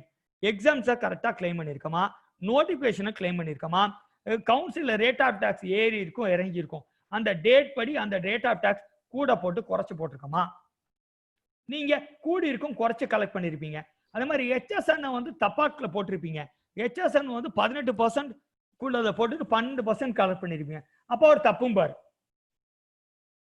கொண்டா நம்ம ஒன்றும் சொல்ல முடியாது, அது தப்பு தான். ஆனா ரிசிபியன்ட்டுக்கு தப்பு இல்ல. ரிசிபியன்ட் ஐடிசி எடுத்துக்கு வந்து நான் சொல்லிட்டேன், ரிப்ளை எழுதிட்டேன், சார் ரிசிபியன்ட்டுக்கு நான் எனக்கு போட்டு வந்து ஐடிசி தான் எடுக்கிறேன், எனக்கு ஹெச்எஸ்என் தப்புன்னு ஐடிசி டிசால்வ் பண்ண முடியாது. அது யாரு இன்வாய்ஸ் அவுட்வர்ட் இன்வாய்ஸ் ரைஸ் பண்றாரோ அவருக்கு ஹெச்எஸ்என் கரெக்டா பார்க்க வேண்டும், எஸ்ஏசி கோடு பார்க்க வேண்டும், சப்ளை ஆஃப் குட்ஸ் சர்வீஸ் கரெக்டா பார்க்க வேண்டும், input tax availed and utilised அவர் கரெக்டா அவைல் பண்ணி யூட்டிலைஸ் பண்ணிருக்கணும், பிளாக் ரிவர்சல் கொடுத்திருக்க வேண்டும், எக்ஸாம்டட் சேர்த்து பண்ணாலும் ரூல் 42 43 ஃபாலோ பண்ணிருக்க வேண்டும். ரீஃபண்ட் கிளைம் பண்ணதுக்கெல்லாம் கிளைம் பண்ணிருக்கணும், கிளைம் பண்ண கூட ரீஃபண்ட் பண்ணிருக்கப்படாது. அதே மாதிரி பார்த்து இதை பூரா எக்ஸாமின் பண்ணுவாங்க. அதான் அதே மாதிரி books of account necessary facility கொடுக்கணுங்கிறாங்க நம்மள. அவருக்கு என்னென்ன ஃபெசிலிட்டி, டேபிள் சேர் என்னென்ன வேணுமோ ஒரு ரூமுக்கு ஃபெசிலிட்டேட் பண்ண வேண்டும். அதே மாதிரி கேஷ் புக் கொடுக்க வேண்டும், அவருக்கு இன்வர்ட் சப்ளை லெஜர் கொடுக்க வேண்டும், சர்வீஸும் குட்ஸும் தனியாக கொடுக்க வேண்டும், அவுட்வர்ட் சப்ளை குட்ஸுக்கும் சர்வீஸுக்கும் கண்டிப்பாக கொடுக்க வேண்டும். அதே மாதிரி பார்த்தீங்கன்னா ரிட்டர்ன்ஸ் 3B GSTR1 2-3 சொல்றாங்க, 2-3 கிடையாது, GSTR4 CMB 08. அதே மாதிரி maintenance of records rules payment challans கொடுக்கணுங்கிறாங்க. அப்ப நீங்க எல்லாத்தையும் டவுன்லோட் பண்ணி பிரிண்ட் கொடுக்கணும். லெஜர் ஆஃப் பேங்க் அக்கௌண்ட் கொடுக்க வேண்டும். ஏன் பேங்க் அக்கௌண்ட் கேட்குறாங்க, சர்வீஸ் பண்ணீங்கன்னா அட்வான்ஸ் வாங்கியிருப்பீங்க, அட்வான்ஸுக்கு ஜிஎஸ்டி கட்டியிருக்க வேண்டும், கட்டலைன்னா மாட்டோம். சரி, ஃபர்ஸ்ட் இனிஷியல்ல குட்ஸுக்கும் அட்வான்ஸ் உண்டு, அதுக்கு வாங்கியிருக்கான்னு பார்க்கணும். டீட்டெயில்ஸ் இவே பில், அப்பதான் பில் மட்டும் பர்ச்சேஸா இல்ல குட்ஸ் வந்திருக்கா, அது இன்வார்டுக்கு வேணும் அவுட்வார்டுக்கு வேணுங்கிறாங்க இவே பில். அப்ப எல்லா இவே பில்லும் பிரிண்ட் எடுத்து கொடுக்க வேண்டும். இவே பில் சார் நான் போடலைன்னா அந்த ஆடிட் ஆபீசருக்கு உங்க ப்ராப்பர் ஆஃபீஸ் ரெக்கமெண்ட் பண்ணுவாரு, இவே பில் போடல பெனால்டி போடுதுன்ட்டு. அது மாதிரி ஜிஎஸ்டி ரிஜிஸ்ட்ரேஷன் சர்டிபிகேட்ல நமக்கு காப்பி கொடுத்து அந்த பிரான்ச் அடிஷனல் பிளேஸ் எங்க இருக்கோ அந்த ரெக்கார்டு எல்லாத்தையும் கொடுக்க வேண்டும். அதே மாதிரி லெஜர் ஆஃப் ஸ்டாக் மெயின்டைன் பண்ணுறது. ட்ரையல் பேலன்ஸ் ஏன் கேட்குறாங்க, அவங்க பேலன்ஸ் ஷீட் ப்ராஃபிட் லாஸ் கொண்டு கேட்கல, ட்ரையல் பேலன்ஸ் கேட்குறாங்க. ஏன்னா பார்ட் பீரியடா இருக்கு, இப்போ ஆடிட் வராங்கன்னா ஏப்ரல் மே ஜூனுக்கு ஆடிட் முடிஞ்சிருக்காது, ஸோ இப்போ அந்த ட்ரையல் பேலன்ஸ் கேட்குறாங்க. அதே மாதிரி பார்த்தீங்கன்னா சப்போஸ் நமக்கு வந்து இந்தியா பூரா ஒரு 10 பிரான்ச் இருக்கும், அப்போ கன்சாலிடேட்டட் ஆடிட்டட் பேலன்ஸ் ஷீட் தான் இருக்கும், இந்த பிரான்ச்சுக்கு இருக்காது. அப்போ இந்த பிரான்ச்சுக்கு மட்டும் கொடுக்க ட்ரையல் பேலன்ஸ் தான் நம்ம கொடுத்தாகணும், வேற வழி இல்லை. அதுக்காக ட்ரையல் பேலன்ஸ் கேட்குறாங்க. சரியா, அதுக்கப்புறம் copy of the deal of TRAN 1 TRAN 2 TRAN 3 கேட்குறாங்க. அதே மாதிரி பார்த்தீங்கன்னா அப்போ ஸ்டாக் வச்சிருந்தது, அப்போ கேரி ஃபார்வர்ட் எடுத்திருந்த ஜூன் 17 கேரி ஃபார்வர்ட் ரிட்டர்ன் அந்த ரிட்டர்ன்ல இருந்ததா, அப்போ அந்த ஸ்டாக்கு எடுத்ததா, ஸ்டாக் ரிஜிஸ்டர் வேற என்னென்ன டீடைல் அதையெல்லாம் கேட்குறாங்க. அப்புறம் வந்து பார்த்தீங்கன்னா இது எல்லாம் கொடுத்தாதான் டைம்லி ஆடிட்டை கம்ப்ளீட் பண்ண முடியும். இல்லைன்னா தேவையில்லாம 1 மாசம் 2 மாசம் இடத்துல உட்காந்துக்குவாங்க, நமக்கு பிசினஸ் பாதிக்கும். மேக்சிமம் 30 டேஸ்க்குள்ள அவர் ஆடிட்டை முடிக்கணும். அது கூட முடிக்க முடியலன்னா அவர் எக்ஸ்டென்ஷன் வாங்குவார். Once the audit was taken under 65(1) பண்ணிட்டாங்கன்னா ரிசல்ட்டை கம்ப்ளீட் பண்ணிடுவாங்க. Tax not paid, short payment என்ன இருக்கு, ஏரோனிஸ்லி ரீஃபண்ட் இருக்கு அப்படின்னா அவங்க என்ன பண்ணிடுவாங்க, 7370க்கு போயிடுவாங்க, இனிஷியேட் பண்ணிடுவாங்க. பெனால்டி எல்லாம் போட்டு இதெல்லாம் ரெக்கமெண்ட் பண்ணிடுவாங்க. இவர் போட முடியாது நோட்டீஸ், ப்ராப்பர் ஆஃபீஸர் ரெக்கமெண்ட் பண்ணுவாரு, இந்த காப்பி கொடுப்பார், நமக்கு முன்னாடி ஆப்பர்ச்சுனிட்டி கொடுப்பார். நம்ம ஒரு ஏதோ தப்பு பண்ணியிருந்தா சார் டாக்ஸ் கட்டிருக்கணும் ப்ரூஃப் கொடுத்தா அந்த பாயிண்ட் வித்ட்ரா பண்ணிடுவார். சரிங்களா, சார் சார்ட்ல போட சொல்லுங்க, டவுட்ஸ் பார்த்து. அதே மாதிரி நீங்க இன்னொன்னு என்னன்னா சார் ADT1 பிஃபோர் 15 டேஸ் கொடுக்கணுங்கிற ஒர்க்கிங் டே. இப்ப ரொம்ப பேர் பாத்தீங்கன்னா மெயில்ல வருது, இப்ப நம்ம ஃப்ரெண்டு கிளைண்ட் ஒருத்தருக்கு வந்திருக்கு, அது ஸ்பாம்ல இருக்கு, இவர் தெரியலங்கிறார். 18வது நாள் ஆடிட்டர் நான் ஃபோன் பண்றாரு, நான் வரேன்ட்டு. தயவு செஞ்சு அந்த எந்த மெயில் ஐடி கொடுத்துருக்கீங்களோ அதை செக் பண்ணுங்க, ஆடிட் நோட்டீஸ் வந்திருக்கான், ஸ்பாம்ல பாருங்க, ட்ராஷ்ல பாருங்க. சில நேரத்துல ஸ்கேன் பண்ணி போர்ட்டலுக்கே வந்துருது. நம்ம போர்ட்டல்ல பாத்தீங்கன்னா வியூ ஆர்டர் நோட்டீஸ்னு ஒரு கான்செப்ட் இருக்கும், அதை பாத்தீங்கன்னா அதுலயும் தெரியும். தயவு செஞ்சு நீங்க பாருங்க. இல்லைன்னா 24 நாள் பாத்தீங்கன்னா ஆடிட் ஆஃபீஸர் வந்து ஸ்பாட்ல நிப்பாரு, சார் நோட்டீஸ் கொடுத்துட்டே பாரு. நீங்க மெயில் என்ன பண்ணிருப்போம், ஒரு STP வந்து அவருடைய பர்சனல் மெயில கொடுத்து வச்சிருப்பாரு. அப்ப STP கேட்க மாட்டார், STP ஜாயின்லி லயபிள்னு நம்ம சொல்ல முடியாது. சார் எனக்கு எந்த மெயில் ரிஜிஸ்டர் பண்ணிருக்கு அதுக்கு நோட்டீஸ் கொடுத்துட்டேன், அந்த STP-யா அக்கௌண்டா ஆடிட்டான கணக்கு இல்லைன்னு சொல்லிடுவார். செக்ஷன் 60/3ல 15 நாள் நோட்டீஸ் ஆன்லைன்ல வரும், இல்லைன்னா ஸ்கேன் சமனோ நோட்டீஸோ போஸ்ட்ல வராது, ஒன்லி ஆன்லைன் தான். ஆன்லைன்ல ஸ்கேன் பண்ணி வரலாம், இல்லைன்னா மெயில்ல வரலாம். அதே மாதிரி பாத்தீங்கன்னா டிஸ்கிரிப்ஷன்ல இருந்தா ரூல் 101 கிளாஸ் 4ல என்ன சொல்லுவாங்கன்னா, நமக்கு ஒரு அப்சர்வேஷன் ஆடிட் பண்ணி ஒரு கொடுப்பாங்க, ஒரு நேச்சுரல் ஜஸ்ட் ஆப்பர்ச்சுனிட்டி.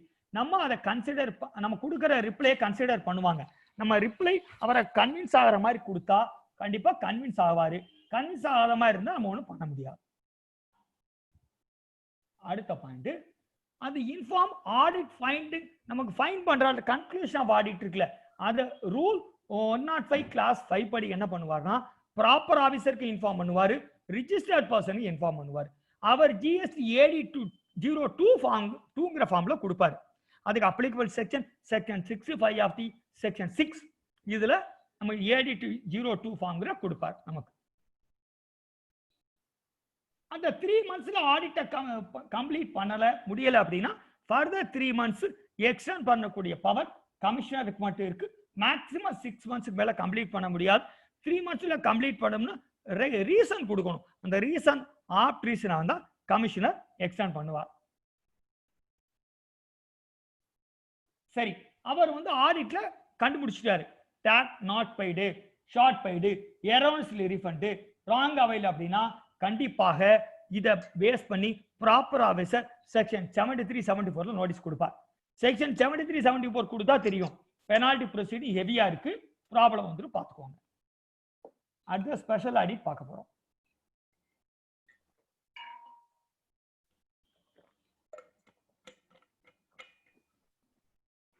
ஸ்பெஷல் ஆடிட்னா என்ன?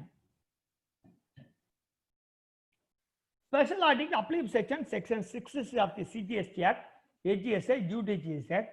இது என்னன்னா scrutiny enquiry investigation area procedure before scrutiny enquiry இன்வெஸ்டிகேஷனுக்கு முன்னால கொடுத்துருவாங்க. இது யார் ரெக்கமெண்ட் பண்ணுவார்னா, அசிஸ்டன்ட் கமிஷனரும் அவருக்கு மேல ரேங்க்ல இருக்கவங்களோ கமிஷனர்கிட்ட பவர் ரெக்கமெண்ட் பண்ணி அவருடைய அப்ரூவலோட தான் இந்த ஆடிட் போடப்படும். இந்த ஆடிட் ஜெனரலா எப்படி வரும் அப்படின்னா, complexity of the case, interest of the revenue. ஒருத்தர் வரியே கட்டுறது சார், வாழ்க்கை ஃபுல்லா கேரி ஃபார்வர்டா இருக்கு. ஆனா இவருடைய டேர்ன் ஓவர், இவருடைய காம்படிட்டிவ் ஹியூஜா வரி கட்டுறார். அப்ப அவர் ஏதோ ஒரு ரேட் ஃபிக்ஸ் பண்றதுலயோ வேற எதுலயோ தப்பு பண்ணியிருக்காருன்னு சொல்லி அதுக்காக செலக்ட் பண்ணலாம். இல்லைன்னா கிரெடிட், வாழ்க்கை ஃபுல்லா கிரெடிட்டா ஃபைல் பண்றாரு, நார்மல் லிமிட் இல்லாம அப்நார்மல் லிமிட்ல. அப்படி இருந்தால் கமிஷனர் பிரேயர் அப்ரூவலோட ஸ்பெஷல் ஆடிட்டுக்கு ரெக்கமெண்ட் பண்ணலாம். இதுக்கு என்ன பண்ணுவாங்கன்னா, directs or registered person by communicating date is record including books of accounts examined and audit by. இதுக்கு வந்து யாருன்னா, இந்த special audit conducted by one place of business தான். ஆடிட்டர் அந்த ஆடிட்டர் ஆஃபீஸுக்கு எடுத்துட்டு வர சொல்ல மாட்டார். உங்க இடத்துக்கே சார்ட்டர்ட் அக்கவுண்ட் ஒரு ஹாஸ்டல் ஹோல் டைம் பிராக்டிஸ். அதுவும் பாத்தீங்கன்னா அவங்க ஒரு அதிக எக்ஸ்பீரியன்ஸ் உள்ள ஆபீசர் தான், ஆடிட்டர்ஸ் தான் அவங்க செலக்ட் பண்ணி வச்சிருக்காங்க டீம்ல. நம்ம பாலு சார், கண்ணன் சார் மாதிரி ஒரு ஹைலி எக்ஸ்பீரியன்ஸ் பர்சன். அவங்களெல்லாம் போட்டா 10 நாள் வந்து உட்கார்ந்து அவங்க ஆர்டிகிள்ஸ் அவங்க டீமோட வருவாங்க. ஒரு 15-20 பேரோட வந்து நம்ம இடத்துல ஆடிட் பண்ணும்போது ஏகப்பட்ட பிரச்சனைகள் வந்துடும். ஸோ அதனால ரொம்ப கரெக்டா இருக்கணும். Special audit section 66 applicable. இப்போ ஆம்பூர்ல இருந்து சுஃபியன் அகமதுன்னு சார் கேட்டிருக்காரு, இந்த ஜிஎஸ்டி ஆடிட்டுக்கு ஏதாவது த்ரெஷோல்ட் லிமிட் மாதிரி டர்ன் ஓவர் ஏதாவது வச்சிருக்காங்க? இல்ல, அப்படி கிடையாது. அப்படி பாத்தீங்கன்னா 1.5 கோடி ரூபாய்க்கு ஸ்ரீகுமாருக்கு வந்திருக்கு. ஸ்ரீகுமார் சார் சென்னையில 2.5 கோடிக்கு வந்திருக்கு. இப்ப 100 கோடிக்கு 200 கோடிக்கு வராம இருக்கு. அப்ப ஆடிட்டை பொறுத்தளவு நம்ம எக்ஸைஸ்ல பாத்தீங்கன்னா 2 crore, 5 crore, 7 crore, 1 year, 2 year, 3 year வரும். மோர் தான் 10 crore செரா ஆடிட்லாம் வரும். இப்ப அந்த மாதிரி எங்கேயுமே சொல்லல. எனக்கு தெரிஞ்சு நயன் கொஞ்சம் தப்பா இருந்தா செலக்ட் ஆயிரும். இல்லைன்னா எனக்கு தெரிஞ்சு எபோ 5 crore 10 crore எபோ 2 years ஒரு வர ஆரம்பிச்சிருவாங்க. நான் இந்தானது எங்க இன்ஸ்டியூட்ல CS இன்ஸ்டியூட்ல ஒரு பெரிய இன்ஸ்டியூட் மீட்டிங் நடத்தினேன். எடுத்தேன், மீட்டிங்ல கலந்துக்கிட்டேன். அப்போ ஒரு பெரிய ஒரு ஜாம்பவான் கிளாஸ் எடுத்தாரு. அவர் என்ன சொல்றாரு, இன்னொரு 1 yearக்கு பிறகு ஆடிட் குமிஞ்சிரும். ஒரு நாலேஜ் உள்ள பிராக்டிஷனர் பினான்சியல் ப்ரொஃபஸருக்கு டைமே இருக்காது. அந்த அளவு ஆடிட் குமியுங்கிறாங்க. ஏன்னா அந்த அளவு மக்கள் தப்பு பண்ணியிருக்காங்க. ஓகே, இதுக்கு வந்து பாத்தீங்கன்னா ஏடிடி 3ங்கிற ஃபார்ம்ல 15 நாளைக்கு முன்னாடி நோட்டீஸ் வரும். எதுக்கு? ஸ்பெஷல் ஆடிட்டுக்கு. இதுக்கு என்ன, எந்த chartered account cost account nominate ஆயிருக்காரு அவருடைய மொபைல் நம்பர் போட்டு வந்துடும். இதுக்கு வந்து பாத்தீங்கன்னா ஏடிடி 3ங்கிற ஃபார்ம்ல ஆன்லைன்ல தான் வரும். அந்த நோட்டீஸ் அந்த respective chartered account cost out கொண்டு கண்டிப்பா போயிருக்கும். அவரை கான்டாக்ட் பண்ணி எப்போ வர்றீங்க, அவருக்கு வெஹிக்கிள் வசதி பண்ணி அவருக்கு தனி ரூம் கொடுத்து அவருக்கு வேண்டிய வசதிகளை செய்து கொடுக்க வேண்டும். அந்த காஸ்ட் அக்கௌண்ட் சார்ட்டர்ட் அக்கௌண்ட் இருக்கு. சரி, அதே மாதிரி அவருக்கு லிமிட் எவ்வளோ? செக்ஷன் 66 சப்செக்ஷன் 2 படி 90 டேஸ்க்குள்ள அந்த chartered account cost account nominate ஆனவர் முடிக்க வேண்டும். இவர் இந்த கமிஷனர் தான் நாமினேட் பண்ணுவார் எந்த சார்ட்டர்ட் அக்கௌண்ட் காஸ்ட் அக்கௌண்ட் வரணும்னு. அவர் டியூலி சர்டிஃபை பண்ணணும். இந்த முடிஞ்ச உடனே சர்டிஃபை பண்ணி அந்த எந்த அசிஸ்டன்ட் கமிஷனர் அவருக்கு ப்ராப்பர் ஆஃபீஸரோ அவர்கிட்ட கொடுக்க வேண்டும். அதுக்கு முன்னால அவர் என்ன அந்த அவரால் அந்த 90 டேஸ் ஆடிட்டை முடிக்க முடியலைன்னா அந்த கமிஷனருக்கு மட்டும் எக்ஸ்ட்ரா 90 டேஸ் ஆடிட்டை எக்ஸ்டெண்ட் பண்ணக்கூடிய பவர் இருக்கு, சஃபிஷியன்ட் காஸ்டா இருந்தா மட்டும்.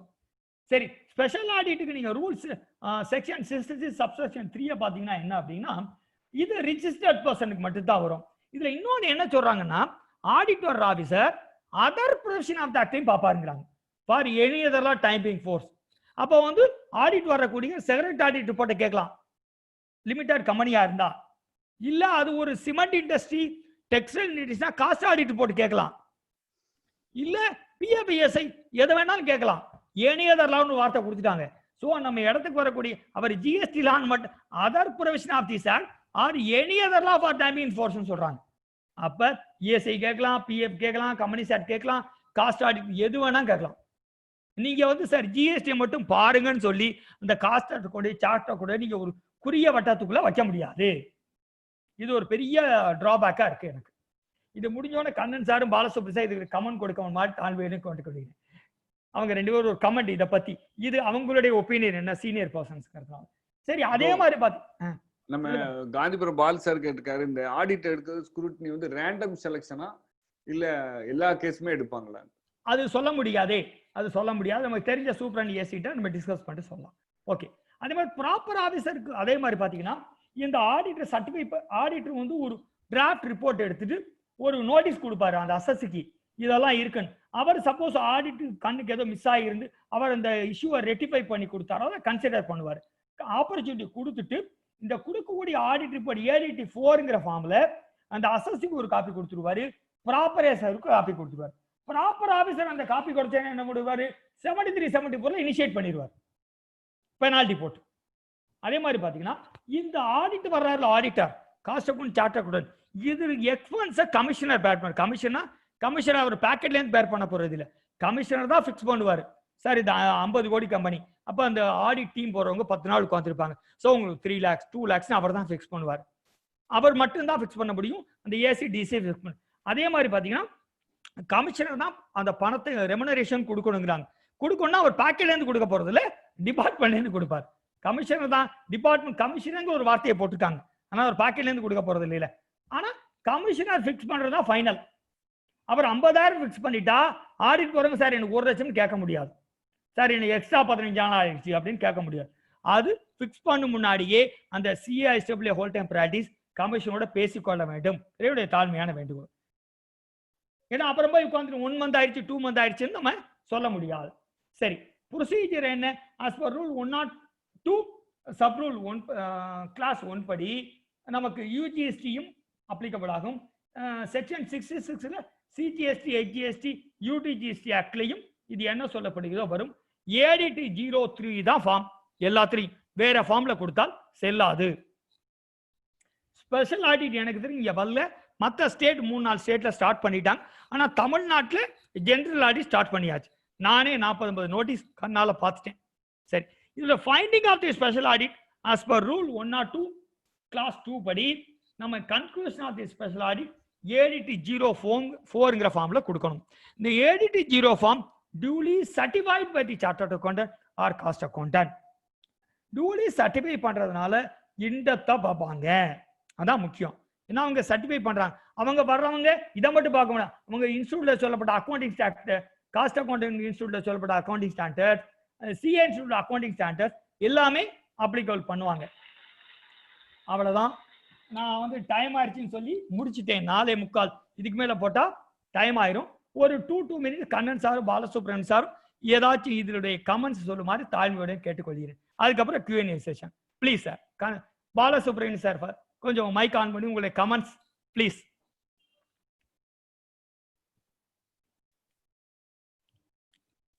இருங்க சார், நான் மைக் ஆன் பண்ணி. ஆன் பண்ணிட்டேன் Bala Thank you, sir. sir. I first should congratulate you and compliment you for an excellent and lucid presentation on the Thank you, subject. sir. Thank you very much, sir. The subject very interesting and simple to understand. Yes, sir. As you Thank you, sir. rightly said, the critical issue which is to be noted here Yes, sir. is that under any other law, Yes, sir. of course, for the time being, Yes, yes, that sir. keeps the issue very wide open for Yes, the sir. auditor to ask for any information and any other law on the earth. Yes, sir. Yes, sir. As on that day. Yes, sir. Even though it gives a very wide power, I think this will be used judiciously by the person concerned. Yes, sir. Yes, sir. Yes, sir. Yes, sir. Yes, sir. I think they may ask for information which will corroborate and cross-check the information provided to various statutes Yes, sir. on the issues like turnover, input credits availed, exemptions availed, Yes, export turnovers, yes, sir. zero rated turnover, non-taxable commodities which are sold. I think they will like to corroborate and collate the information. They may not be insisting on all and sundry information on various statutes. Okay, okay. Thank you very much, sir. Thank you, sir. Yes, Thank sir. you. Thanjavur Kannan sir sir இருக்காரா பெருமா sir? இருக்கு. அவரு ஏன்னா audit அவங்க area, அதனால Thanjavur Kannan sir 2 வார்த்தைக்கு ஒரு மாதிரி தாழ்மையோடையும் கேட்டுக்கொள்கிறேன். சார் இருக்காரா கண்ணன் சார்? மைக் ஆன் பண்ணிட்டீங்களா பெருமா? பண்ணியாச்சு. சார் வணக்கம். சார் வணக்கம் சார். சார் வணக்கம் சார். நல்லா as usual ரொம்ப நல்லா இருந்தது. Thank you, sir. Thank you, sir. Exercise Bala sir ரொம்ப அழகா இன்ட்ரோடக்ஷன் கொடுத்தாரு. inaugurate பண்ணாரு. Nice.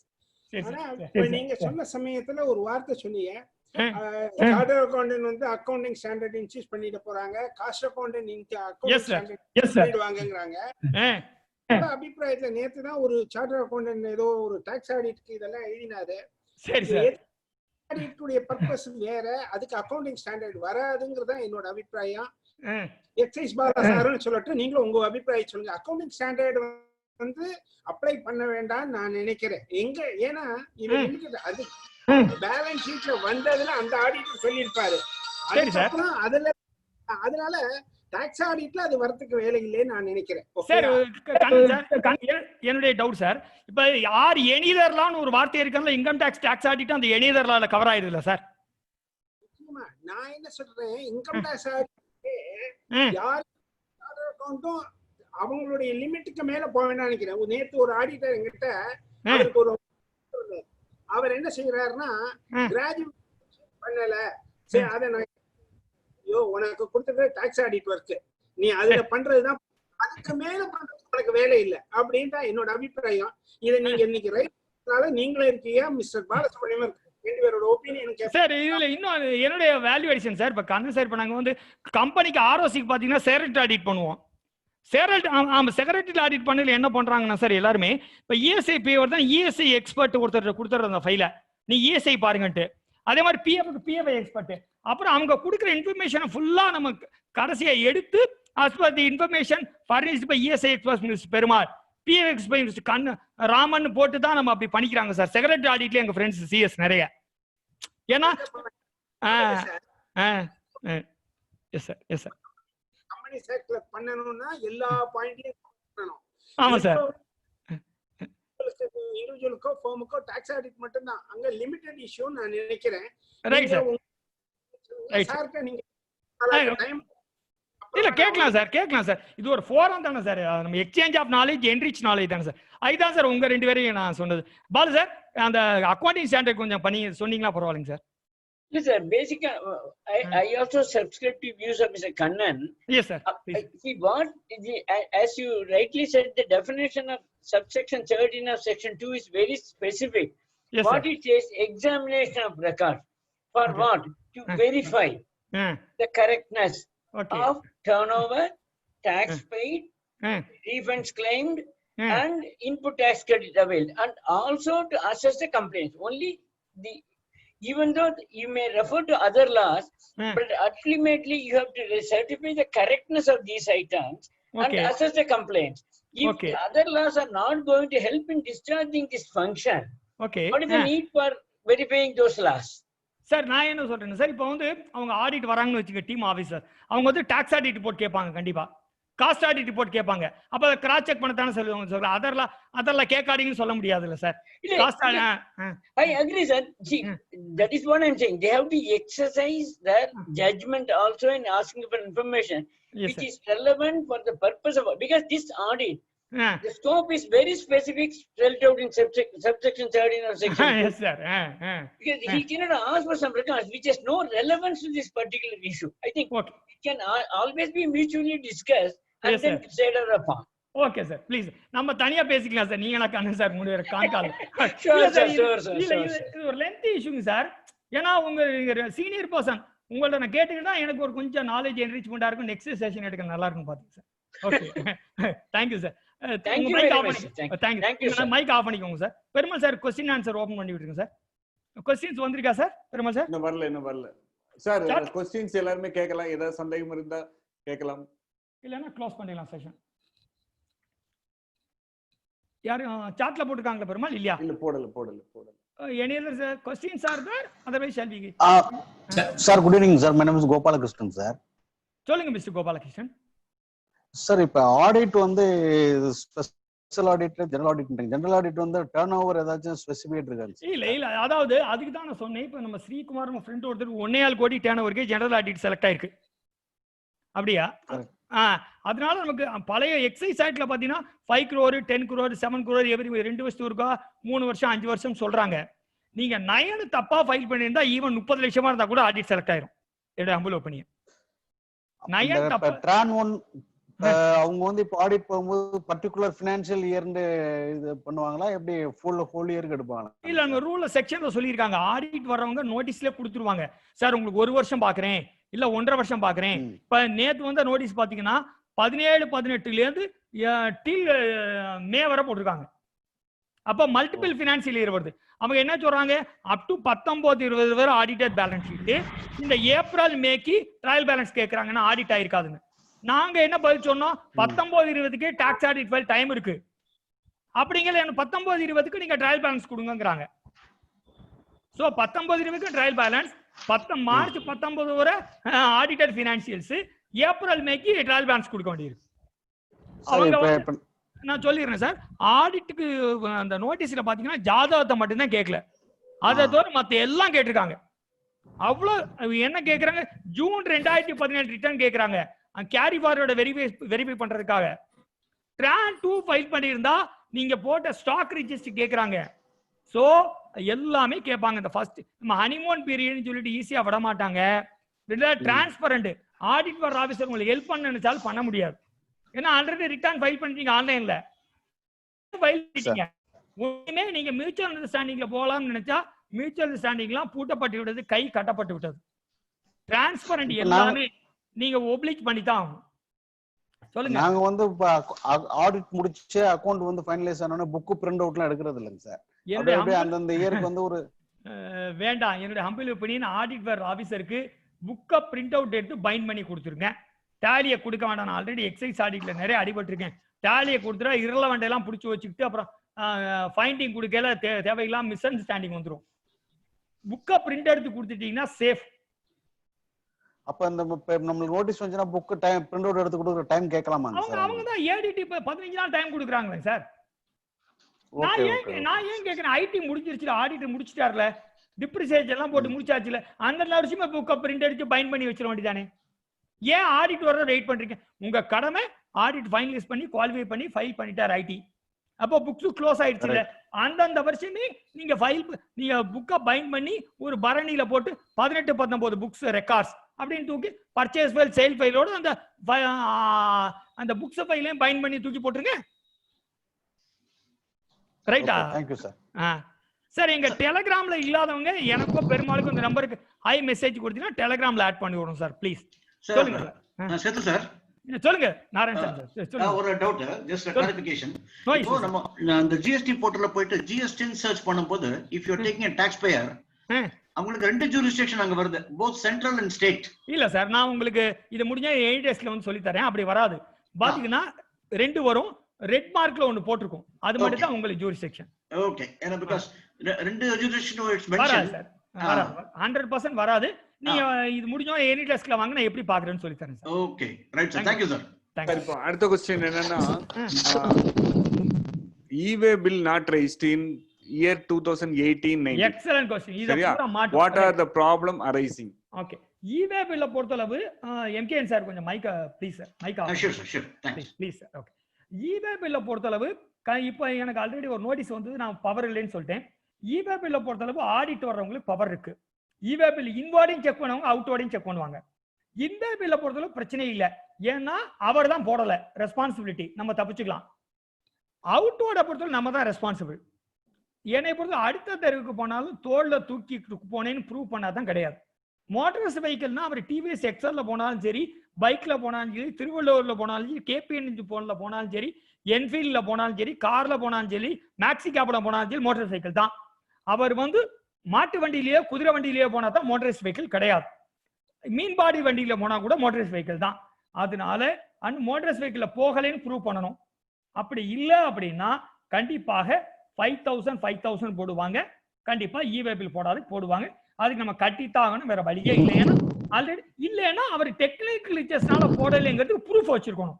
அன்னைக்கு போர்ட்டல் அலோவ் பண்ணல, டெக்னிக்கல் லிச்சர்ஸ் இருந்தது அப்படின்னு ப்ரூஃப் வச்சிருக்கணும். இல்லைன்னா தப்பிக்க முடியாது. கண்டிப்பா ப்ராப்பர் ஆஃபீஸர் ரெக்கமெண்ட் பண்ணுவாரு. e-way bill எல்லாத்துக்கும் பெனால்டி போடுவார். 500 பில் e-way bill இல்லைன்னா 500 பில்லுக்கும் போடப்படும். சரி, அடுத்த கேள்வி, இந்த தேனிலவு காலத்துக்கும் ஆடிட் உண்டான்னு கேக்குறாங்க. தேனிலவு காலம், அதாவது வெரி குட் கொஸ்டின். அதாவது தேனிலவுன்னா தப்பா நினைச்ச போறாங்க. ஜிஎஸ்டி வந்தது இப்பதான் ஹனிமூன் பீரியட் ஆயிடுச்சு. ஃபர்ஸ்ட் 1 to 2 years கண்டிப்பா ஆடி 1.5 கோடி டான ஒரு தொடப்பக்கட்டைக்கே ஆடிட்டு வந்திருக்குன்னா தேனிலவு எங்கே போச்சு? ஹனிமூன் பீரியடே கிடையாது. தொடப்பக்கட்டைக்கு ஆடிட்டு வந்திருக்கு சென்னையில. நான் என்ன பண்றது? 2 சூப்பர் 2 இன்ஸ்பெக்டர் 4 பேர் போட்டிருக்காங்க அதுக்கு. அடுத்தது Perumal sir. Good evening sir. Good evening sir. ஆனந்துங்க. சொல்லுங்க சார். இந்த ஜிஎஸ்டி ஆடிட்டுக்கு டைம் பீரியட் எவ்வளவு சார்? சார் 15 நாளைக்கு முன்னால ஏடிடி உள்ள நோட்டீஸ் கொடுக்கணும். Okay sir. 15 working days. அவங்க உங்க ஸ்பாட்ல வேணாலும் பண்ணலாம், இல்ல அவங்க எடுத்து வேணாலும் எடுத்துட்டு வர சொல்லலாம். இல்ல சார், நான் கேக்குறது சார் 17-18 எந்த வருஷம் வரைக்கும் வரலாம் சார்?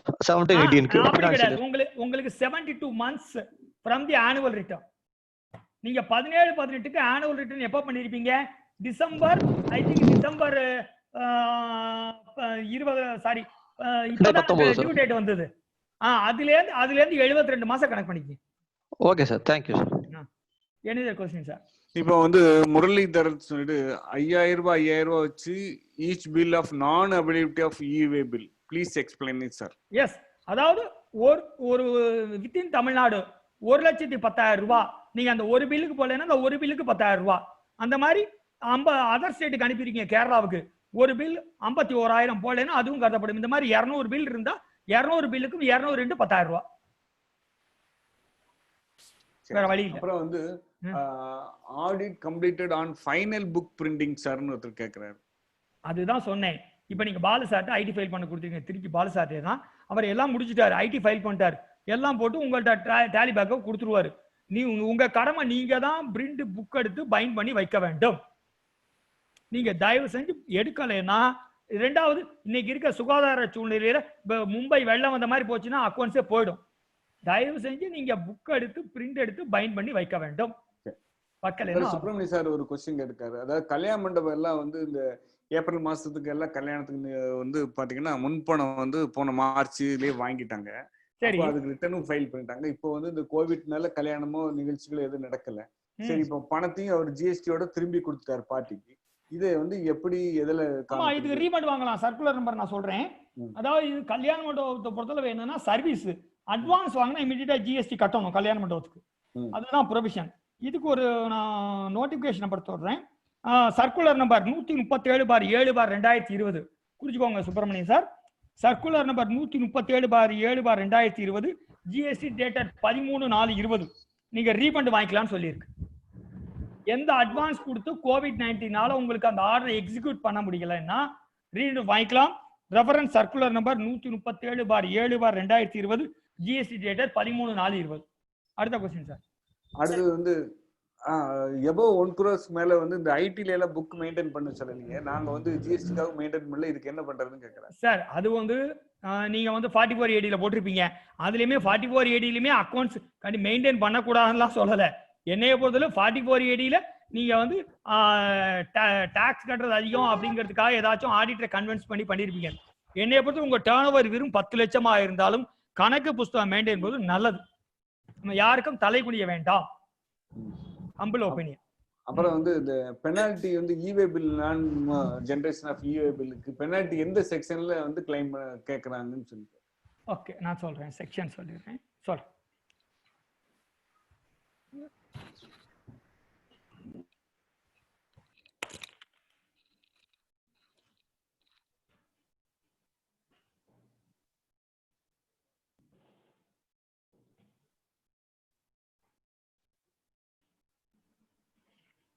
இல்ல அது வேணா டெலிகிராம் போய்க்கலாம். அடுத்த கேள்வி பார்த்துக்கலாம். சார் வணக்கம், நான் கௌதம் பேசுறேன் சார். சொல்லுங்க சார். சார் இப்போ நான் டாக்ஸ் ஆடிட்ல வந்து புக்ஸ் பிரிண்ட் அவுட் எடுத்துறேன். ஆனா அந்த டாக்ஸ் ஆடிட் ரிப்போர்ட்ல வந்து அவங்க டேலி அக்கௌண்ட்ஸ்னு போட்டிருக்காங்க சார். அந்த டைம்ல அவங்க வந்து டேலி பேக்கப் கேட்கறதுக்கு சான்சஸ் இருக்கா சார்? இல்ல டேலி பேக்கப் நீங்க போட்டுருக்கீங்களா? இல்ல சாஃப்ட்வேர்ல இருந்து அவங்க டாக்ஸ் ஆடிட் ரிப்போர்ட்ல வந்து டேலி அக்கௌண்ட் கண்டிப்பா கேட்பாங்க. அப்போ நம்ம பிரிண்ட் எடுக்கிறது நீங்க ஜிஎஸ்டி பொறுத்தவரை கண்டிப்பா வச்சு தானங்க ஆகணும். இல்ல புக் ஹலோ டேலி பேக்கப் கொடுக்கிறது நமக்கு இதா இருக்கிறதுனால பிரிண்டிங் புக் கொடுக்குறோம்னு வச்சுக்கோங்க. அப்ப அவங்க அந்த ஆடிட் ரிப்போர்ட்டை பார்த்துட்டு எனக்கு டேலி பேக்கப் வேணும்னு கேட்பாங்களாங்கிறதுக்காக கேட்டேன் சார். அது தெரியல, உங்களுக்கும் அதிகாரிக்குள்ள ரிலேஷன் தான். ஏன்னா இப்ப நிறைய இன்கம் டாக்ஸ்ல கூட வந்து பேக்கப் தான் கேக்குறாங்க. இந்த புக்கு கேட்கறதே இல்லைங்க, பிரிண்டட் புக்.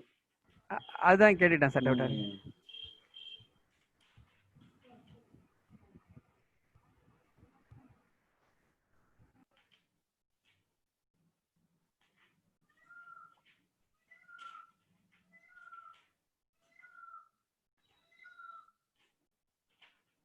சார். அப்புறம் ஒரு பிஎஃப்ல ஒரு சின்ன இன்ஃபர்மேஷன் சார். அந்த ஆகஸ்ட் மாசத்துல இருந்து பழையபடி அந்த 12% கான்ட்ரிபியூஷன் செக்ஷன் 132. சரி, செக்ஷன் 132 தான் பெனால்டிக்கு கிளைம் பண்றதுங்க. அப்புறம் வந்து இன்னொரு இடத்துல ஒரு கேள்வி கேட்டிருக்காங்க. ஒரு கம்பெனில வந்து ஃபயர் ஆக்ஷன்ல எல்லா டாக்குமெண்ட், அதாவது including of purchase bill, sales bill எல்லாமே தீர்ந்து போச்சு. அதுக்கு என்ன பண்றதுன்னு கேக்குறாங்க. இப்போ பர்ச்சேஸ் பில்லா இருந்தா அவங்கள்ட்ட ஒரு செகண்ட் காப்பி வாங்கிக்கலாம். சேலை பொறுத்தளவு உங்களுக்கு வேற எரிஞ்சு போச்சுன்னா வேற ஏதாச்சும் ரெக்கார்ட்ஸ் ஐடி முடிச்சது ஆடிட் ஆஃபீஸ்ல எதுவும் காப்பி ஏதாச்சும் இருக்கும். இல்லைன்னா அங்க ஆடிட் ஆஃபீஸ்ல ஒரு புக்ஸ் ஆஃப் அக்கவுண்ட்ஸோ டேலி பேக்கப்பும் இருக்கும். அதை வாங்கி வச்சு நம்ம ரெடி பண்ணிக்க வேண்டியதான். சரி, ரைட் சார். சேது சார் சொல்லுங்க சார்.